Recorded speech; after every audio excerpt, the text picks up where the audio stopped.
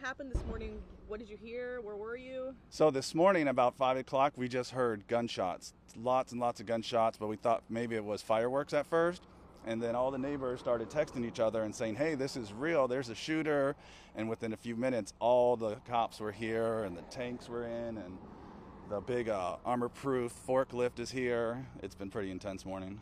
I know when I met you, you were walking because you had been evacuated. Explain Yeah. like the last couple of hours. So what they did was the shooter is in the middle of the neighborhood. So half of the neighborhood came up here by the beach side and our other half was in the back. So we've just been sitting there by the river for the last 2 hours sweating.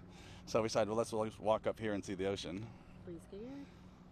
At first, when you see the G.I. Joe guys come with the rifles and the sniper, and you're like, oh my gosh, we were just having Thanksgiving a few minutes ago or trying to watch the parade on TV. And then, yeah, it was just big guns, big tanks, a lot more than you would expect to see.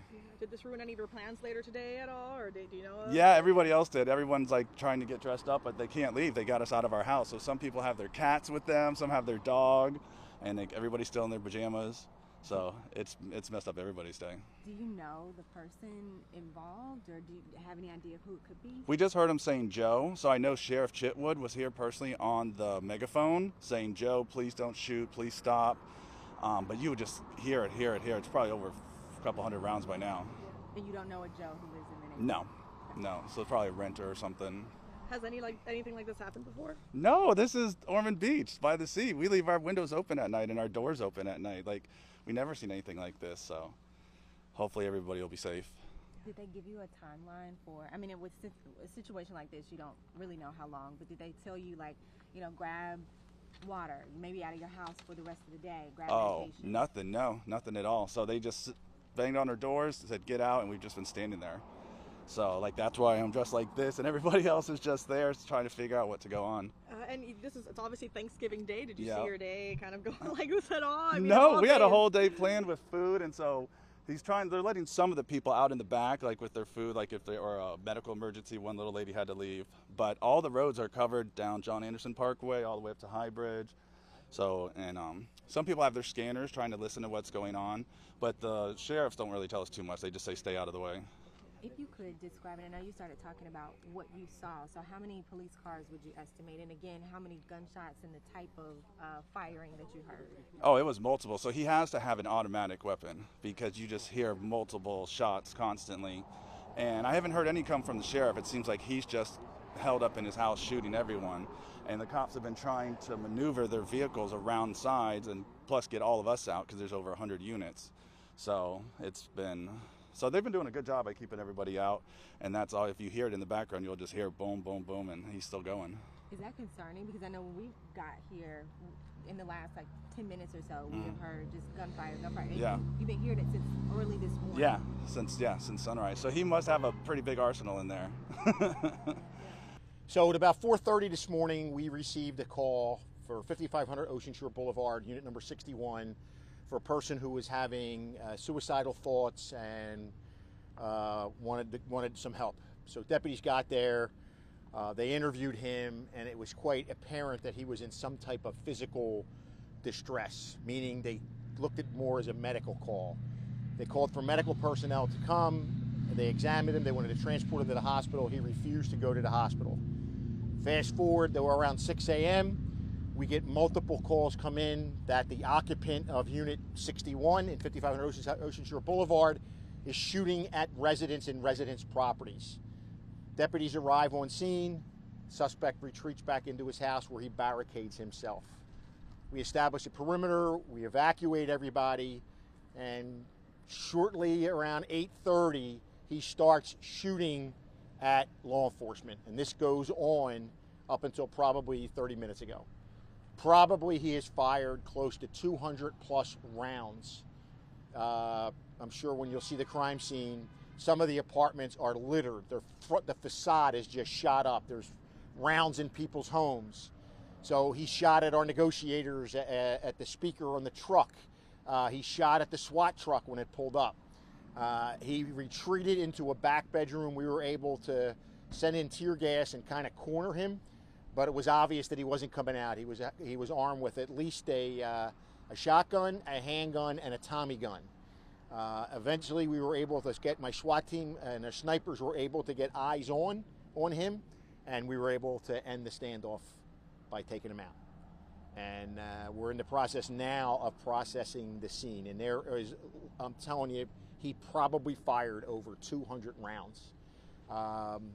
His name is Joseph Difusco. He's born in 1968. He's being treated by the VA out of Connecticut. He's snowbirding down here. His family tried to take an ex parte order out on him yesterday because they were so scared of him. They were sleeping in their car. And there was no negotiating with this guy. There was no anything. This was going to end in an out-and-out firefight. And my objective was to make sure that every single deputy went home for Thanksgiving dinner today, and that every single resident of that complex got to have Thanksgiving dinner today. And we were successful in that mission. Not a single injury? Not a single injury to deputies, and I am proud of how they handled it. I mean, this was a situation where he was not going to negotiate. Every time they tried to negotiate, he opened fire on us.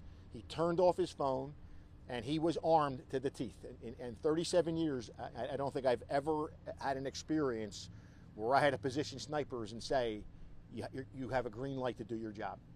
If he comes at you, you have a green light, because this is not going to end the way we want it to end. I mean, we had the negotiators, their trucks were far away, that they had ballistic shields in front of them and blankets over the trucks that they could negotiate through the loudspeaker.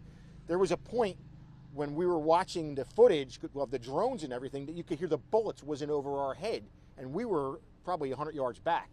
So when you get to see this crime scene, I'm going to tell you, I don't think it's anything you've really seen before. When you see the facades of these buildings and the windows that are shot out, and the shell casings that were all over the place from the initial confrontation with his neighbor. So how nobody got killed in that initial confrontation, I can't answer that question.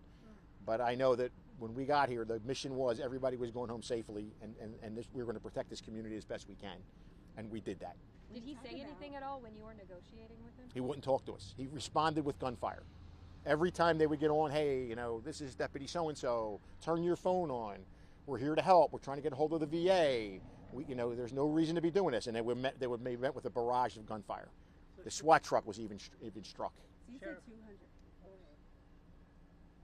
When you say fired 200 rounds, when you got into the unit, how much more ammunition was in there? Did you see a lot more? We haven't got in there. We got in there, but it's a mess now. You got to remember, I had to use a piece of equipment to destroy the bedroom he was in.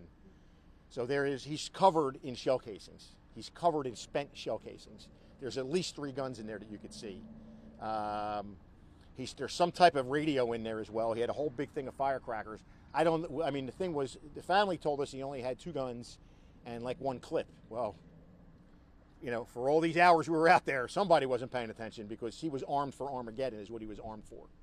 Sheriff, you said he was snowbirding down here, right? So did he bring those firearms from out of state then? Or I would have to assume he is, because the place he's staying in is an Airbnb. And his car's parked out front. It's a black Cadillac with Connecticut tags on it. He is a convicted felon out of Connecticut for firearms stuff. I can't confirm this, but I believe he was discharged from the military from Camp Lejeune in the 90s for mental health issues. And from what we did learn is he had stopped taking his medicine and had not been sleeping for days. So again, when you look at it and you go back at the 30,000-foot view, how none of the neighbors, because some of the neighbors actually walked out to confront him when he was shooting, and he didn't kill them, thank God. He shot the hell out of their homes, but he didn't kill them. And you know, on our footage, you know, when we pinned him in there, we had a good view of everything he was doing. So it's just, again, you know, it's mental health, armed to the teeth, and thank God for all the equipment that we have and all the training that we go through. We were able to make sure that everybody's going home safely this afternoon, and all of the folks, after we process the crime scene, they'll be able to get back to their homes in a semblance of life. I didn't hear whether you said it or not, Sheriff. So he's alive? Or No, he's dead. He's deceased. Gunshot? No, he was killed by us. Our sniper is who took him out.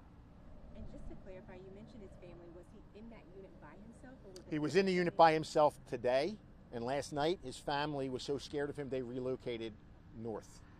I think they went to Palm Coast is where they were.